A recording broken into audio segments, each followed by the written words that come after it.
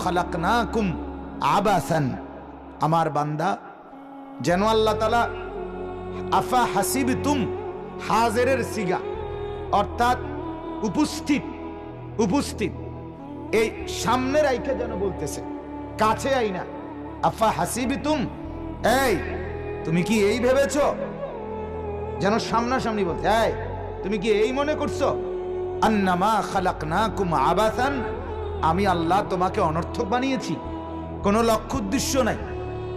তুমি জানো এক বাবার এক ফোঁটা বীর্য তৈরি করতে আমি রব্বুল আলামিন গোটা পৃথিবীকে সাজিয়ে এরপরে খাদ্য কণিকা, পানি কণিকা আমি আল্লাহ তাআলা তোমার বাবার শরীরের মধ্যে প্রবেশ করিয়ে বীর্যের ফোঁটা তৈরি করেছি।